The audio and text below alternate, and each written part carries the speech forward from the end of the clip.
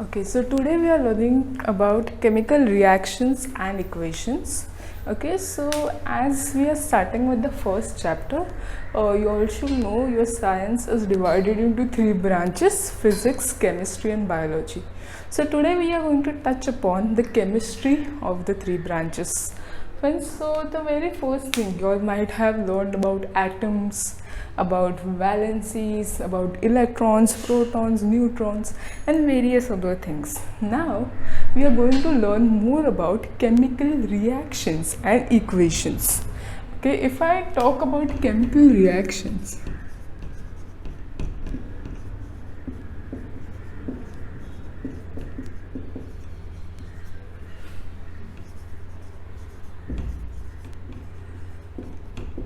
if I talk about chemical reactions, before going on to equation, let us get on something what is known as chemical reaction.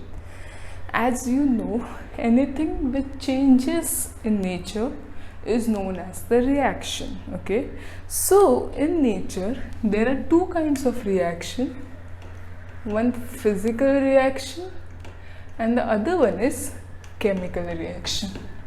So how to differentiate between a physical reaction and a chemical reaction? The change which is occurring is visible to our eyes, then that reaction is said to be physical reaction. Okay, well, the change that is occurring is not visible to our eyes, then that reaction is said to be chemical reaction. Supposingly, what you do is you mix certain ingredients to which you form bhel. Okay, but if you see, there are certain ingredients which can be transferred back, which can be separated. Okay, since they can be separated, it is known as the physical reaction, because you can see them, you can separate them. Okay, and while talking about the chemical reactions, in chemical reactions you cannot see the change that is happening, therefore you cannot again separate them, or in terms of science you cannot interchange them. Okay, so once the change is done in a chemical reaction, it is permanent. There is no such thing such as a reverse change. Okay, unless and until there is new chemical reaction going on. Supposingly, if I talk about fermentation, okay, and by fermentation, if I ferment grapes, okay, now that fermented grapes will of course turn into wine. Okay, but that wine is not again going to turn into grapes. So this is a portion of chemical reaction. Supposingly, what we learned about the nutrition, the digestion in our body. Okay, the food that we eat can be digested, but the things that are digested, that cannot be come again back to our mouth as food. So that is a simple single path process. Okay, there is no reverse. Okay, while if I talk about physical reaction, the food getting cooled, again you can warm up the food and again eat it. So that does not, okay, that in that you are able to change the factors, but in chemical reaction you are not able to change the factors. There are series of experiment given in this chapter, okay, which is related to the laboratory work. So what I would suggest to impact upon that is, since we don't have live student interaction here, I will take a deeper and better understanding of all those activities again when we meet back after quarantine. Till then, I'll explain you to the simplest way of how everything has to be studied in this chapter, because the activities also require lab work, which of course you will find or you will get that in the school.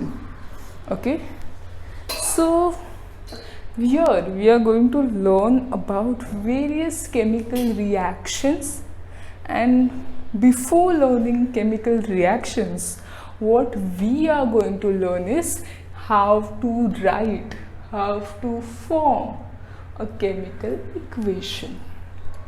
Okay, so if I talk about chemical reaction, anything that changes the state, okay, anything that changes the color, anything that changes the concentration, and anything that changes the temperature is termed to be a reaction. Okay, so if I talk about chemical reaction, let us take example of a activity which is given in your book. Okay, let us emphasize on that. So there is, as you all know, you all must be knowing like elements in the periodic table from maybe 1 to 20 or maybe whatever, but you all know that manganese is an element. It is kind of a transition metal, and this element manganese, okay, you have to take magnesium, okay, this manganese, magnesium, whatever are the elements which are found in the periodic table. So now what our experiment involves around here is, take a transition metal, okay, you can take iron, you can take any of that, fine, but here since in their book it is given magnesium, we will take a metal magnesium, okay, Mg is the short form for magnesium, or what we call it as magnesium. Okay, now what you do is you react this magnesium with oxygen. Okay, now what are you doing is you are taking magnesium, you are taking oxygen, fine, and when you lit magnesium in with the presence of oxygen, it turns out into magnesium oxide. What you are going to do in the laboratory, of course, don't perform this anyway, you are going to take a magnesium strip. Okay, after taking the magnesium strip, what you are going to do is you are going to catch it with the help of, or hold it with the help of tongs, that is chimti, and you are going to a Bunsen burner maybe, or a burner, you are going to burn that strip of magnesium in the burner in presence of air. Why air? Because the air contains oxygen. So when you burn magnesium in presence of oxygen, what you get is magnesium oxide.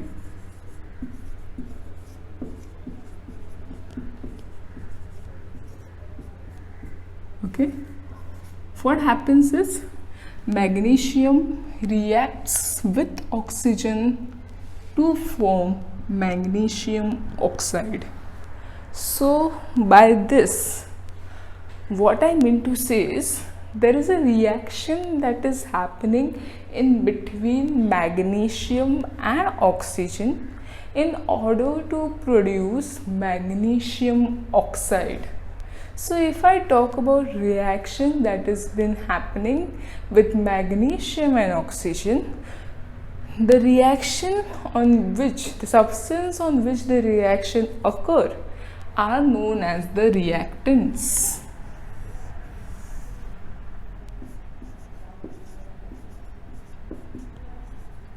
Okay, and after the occurring of the reaction, that is completion of the reaction, substance that is formed is or are known as the product.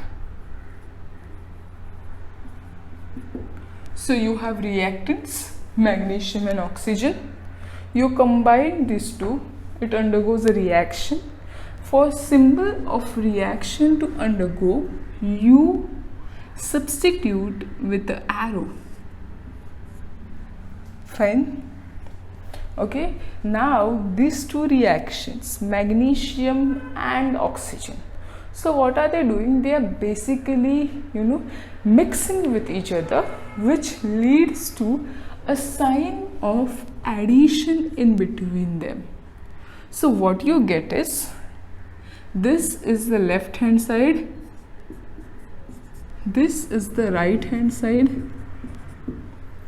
On the left hand side you have the reactants, on the right hand side you have the product. So magnesium with oxygen gives you magnesium oxide. That is, these are the reactants and this is the product. So what we learned from here is, of course, okay, for a chemical equation to begin, there needs to be a chemical reaction. Something needs to be reacted, something needs to be, needs to happen in order to write a chemical equation. If there is no reaction going on, you simply cannot write a chemical equation. Now this is one thing. The very three important things what we'll observe is, anything on the left hand side are the reactants, anything on the right hand side is the product or are the products. Okay, the second thing in this is, in between the reactants what you have is a plus sign. Similar thing happens when there are more products, but since here there is just one product, you just leave it like that. And the third thing is, the reaction is specified by a forward arrow. After, maybe when you learn science in more higher standard, you will come across various other reactions and various other, observations of the arrow, but that is not what we are learning now. Since we are learning how to make, okay, a chemical equation, so what I just did up till now was, I took two reactants, that is species or something which reacted within themselves. Now what I did after that is,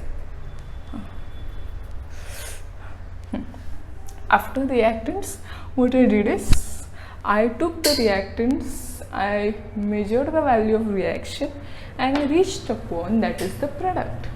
Now we need to know how to turn this into chemical equation. Okay, now why do we say it is a chemical equation? Because instead of writing their physical property, what we are going to write is the chemical formulas. So this is a physical equation. There is difference between physical reaction and equation, of course, but supposing this is the equation, in order to turn it into a chemical equation, what we do is we write a chemical formula instead of the physical one. So magnesium is written as Mg, okay. Oxygen is written as O2. Now why O2? Since, as you all know, the valency of oxygen is -2. You all might have learned valency in the lower standards, wherein valency is the number of giving or taking of the electrons. So valency over here is -2. Therefore, two molecules of oxygen combine together to satisfy the internal valency, and therefore oxygen molecule is often found as O2. So what you get is M plus O2 gives you, Mg plus O2 gives you MgO2. Okay, why MgO2? Or maybe, I'm so sorry, MgO, not MgO2. Why MgO? Because what we need to do is balancing the reaction. How? I'll tell you. Why Mg plus O2 gives you MgO, not MgO2? Because Mg has the valency, let me write with another color. Mg has a valency of +2, while oxygen has a valency of -2. Okay, so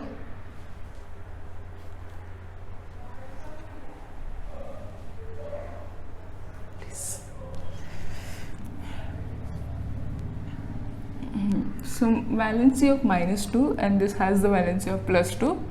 So since -2 cancels the +2, one atom of oxygen will combine with one atom of magnesium, and since there are two oxygens over here, we write 2 in front so that there are two oxygens.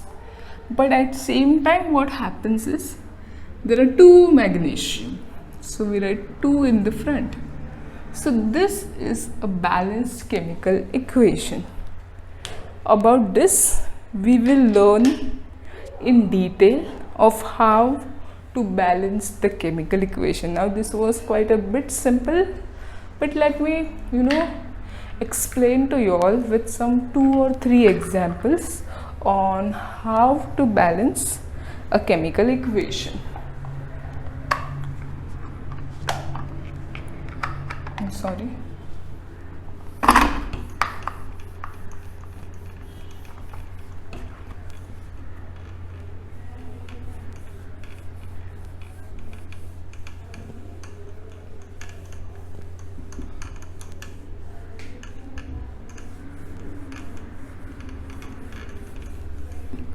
Okay, so if I talk about balancing a chemical equation, first of all, you all need to know how to write a chemical equation. So we will write quite a few chemical equation. Then I'll teach you all how to balance this equation. Fine.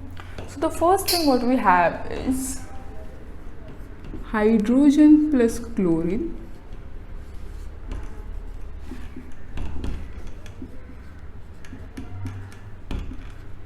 gives you, hydrogen and chlorine gives you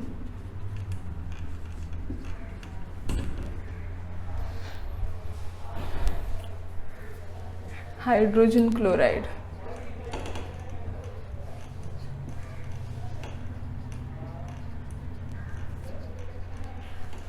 Okay, so now what is this? There is a hydrogen atom, there is a chlorine atom.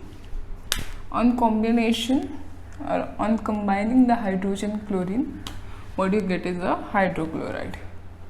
So the very first thing, what is the chemical formula of hydrogen, or what is this element which hydrogen represent, is H. Since this both are reactants, then it's to be a positive sign. Okay, and since hydrogen does not exist in a mono state, it exists in a bivalent state, it means H2. Okay, then chlorine also exists in the bivalent state, that is Cl2. It gives a reaction, it reacts to form hydrogen chloride. Since this valence is -1 and this is +1, what you will get is 1 of hydrogen with 1 of chlorine. And since there are 2 chlorine on this side and 2 hydrogen on this side, what we will do is 2HCl. Okay, so this up till now, if you all don't understand about balancing the equation, it's fine, but you all should understand and know how to write a chemical equation. So there is another example which I can give you all is sodium hydroxide. Okay, fine. Formation of sodium hydroxide. What you do is sodium plus water gives us sodium hydroxide.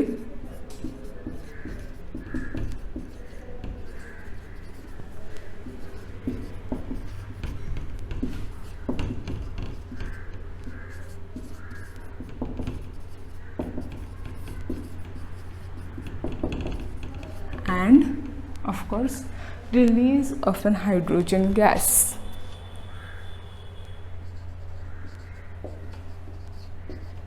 Okay, now you all must be wondering why I have taken this example. It's because it's simple. You get to know how two products are formed in this. So what is the main thing? Sodium. Sodium is Na. Fine. Of course, plus sign. What is water formula? It is H2O. Of course, reaction. What you get is sodium hydroxide, NaOH. No. Along with hydrogen gas.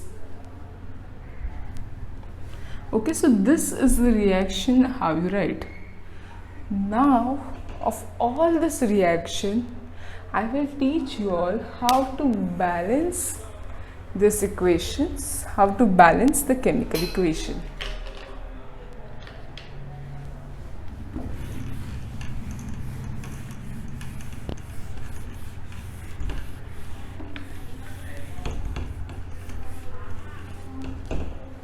Okay, so if I talk about balancing the chemical equation, there are 5 ways of balancing a chemical equation. So what are those? Okay, maybe you can take how many steps you want, but there are, maybe we can take, I guess, 5 major steps along with 7 steps, which is of course, not as that a big deal. So step 1, okay, first we will talk about step 1. Now we need certain kind of equation, of course, to balance it. So what they have given here is iron plus water gives you ferrous oxide and hydrogen gas. Okay, so if I talk about ferrous or iron, it is often Fe, okay, plus water. Now if I talk about water, it's H2O. Now Fe plus H2O gives you a compound known as Fe2O3. This compound is known as ferric oxide. Why? Because here valency of iron is 3, so therefore ferric oxide. Fine, along with hydrogen gas. So what is this? This is a chemical equation. So the very first step of this chemical equation, okay, let me segregate a line so I will be able to draw like on both the sides of the board. So what is the first step? You identify a single molecule and you identify a single molecule and you kind of box that molecule. Why are you boxing this molecule? Is because you don't want to touch them internally. Fine. So what you are going to do is, your second step is, you are going to list the number. Second step, step 2. What was the step 1? Boxing of all the molecules. Now what are all molecules that are present here, or maybe what are all kind of elements that are present here? There is iron, there is hydrogen, there is oxygen. Okay, so what you're going to do is, how many of iron, hydrogen and oxygen are present of left hand side versus how many of them are present of right hand side. This is your step 2. Okay, so when I talk about iron, there is only one iron present on the left hand side, while there are 2 iron molecules present on the right hand side.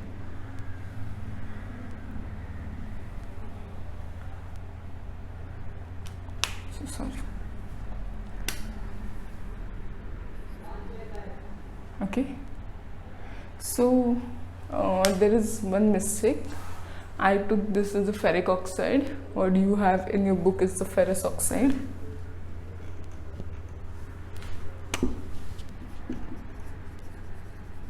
That is 2Fe3O4. Fine. So if this comes to, that was a mistake, I'm so sorry. If this comes, then there are 3 molecules of iron on the right hand side. If I talk about hydrogen, there are 2 molecules of hydrogen on left hand side and 2 on right hand side. Then comes oxygen. Oxygen 1 on left hand side and 4 on right hand side. So I'm so sorry. So out of this 2, okay, out of this 3, ferrous or maybe iron, hydrogen and oxygen, what you can see is hydrogen is balanced. That is, the number of atoms on the left hand side is equal to the number of atoms on the right hand side. That is both 2.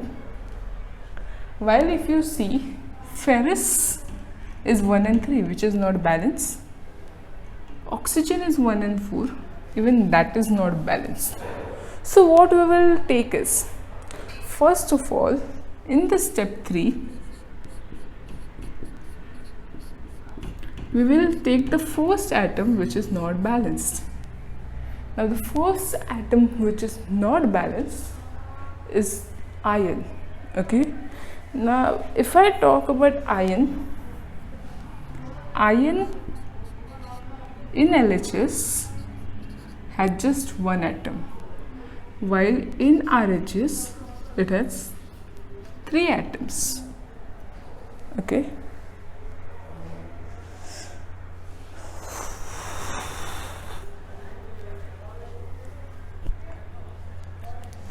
So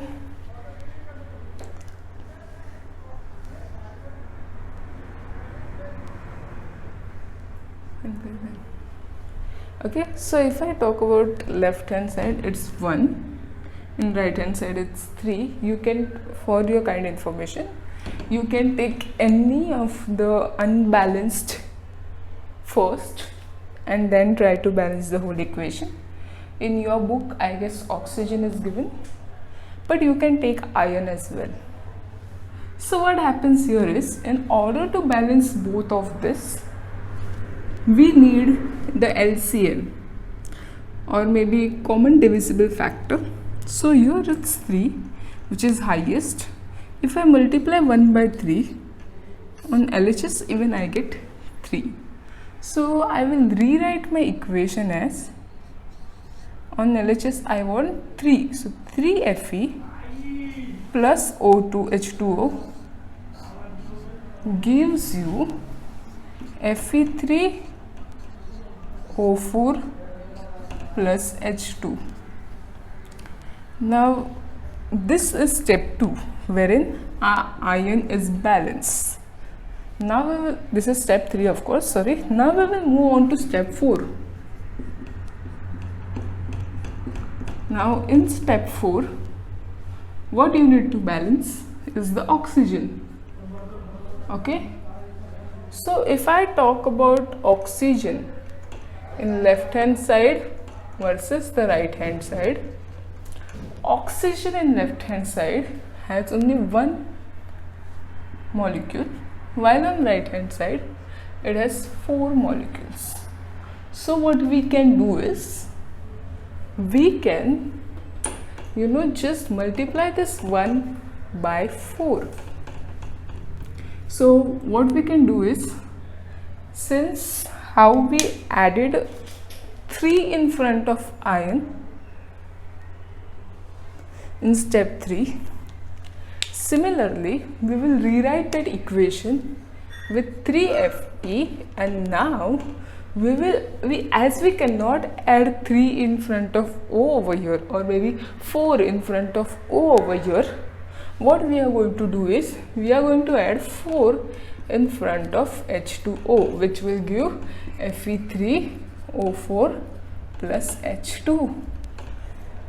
Now what you can see is 4 has been added here in step 4. Okay, so from this what we can conclude is, now our ferrous is balanced, our oxygen is balanced, but since you added 4 over here, 4 to the 8, there are 8 hydrogen on LHS and there are just 2 hydrogen on RHS. Okay, so if we take that into consideration, what we will have as the step 5th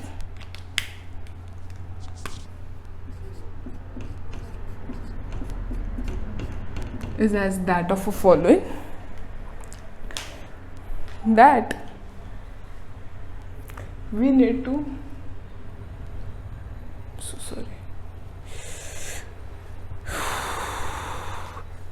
to balance the hydrogen atoms, okay, in the step 5th.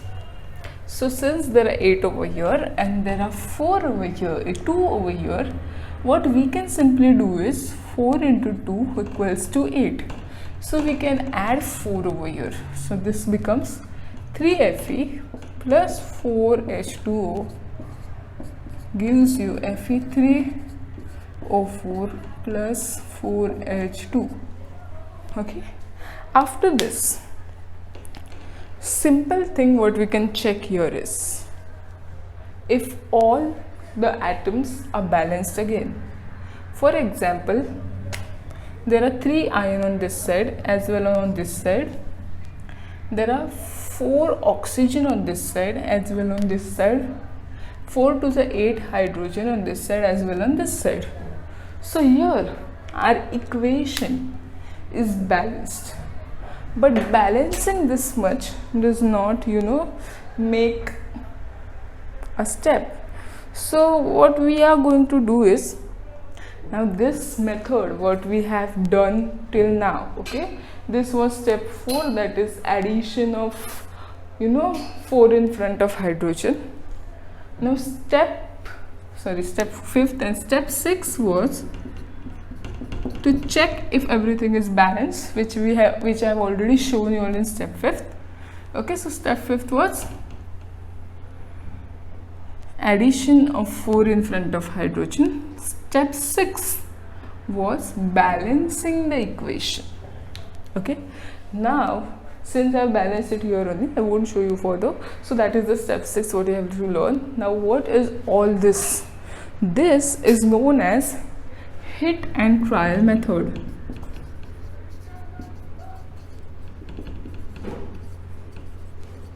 Okay, so this is what hit and trial method.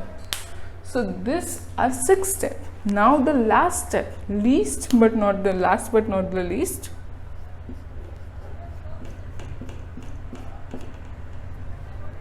we are going to write other quantities, other actions, other things, such as, let me write the equation first.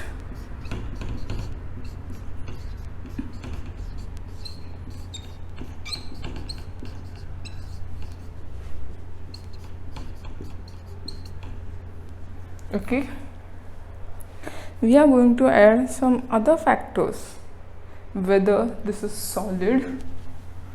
Okay, this is solid. Now H2 over here is in gaseous form. Fine. So solid along with gas gives this as again solid and this as gas. G indicates gas, S indicates solid, and L over here indicates liquid. And this is how you are going to write as the form of variable to check whether it is solid, liquid or gaseous. Okay, after this what you are going to do is, if it requires certain condition, okay, supposedly if a reaction requires heat to go to completion, you will draw a triangle or you will write heat. If it requires catalyst to go to completion, you will write the name of the catalyst. Where on top of this arrow.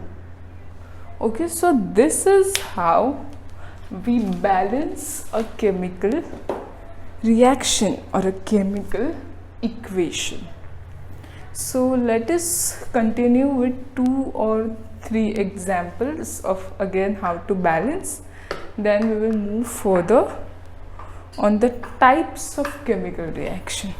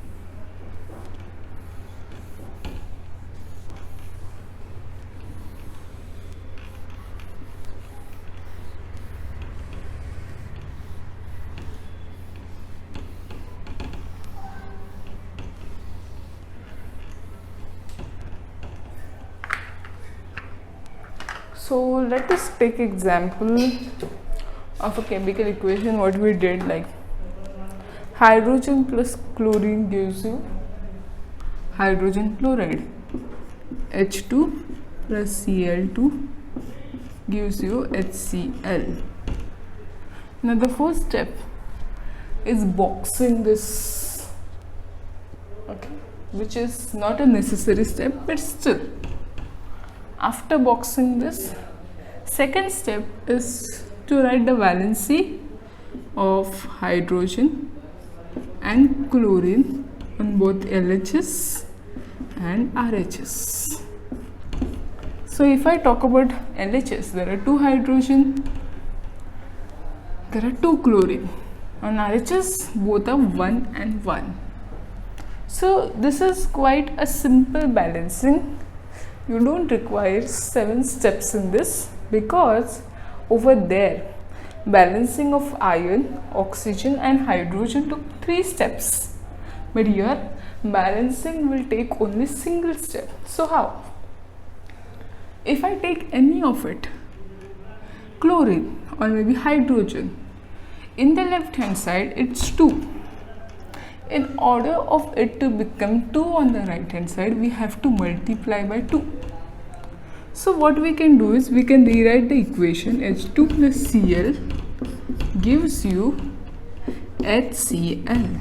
Now since we have to multiply this by 2, what we get is 2 hydrogen, this is also done, 2 chlorine, this is also done.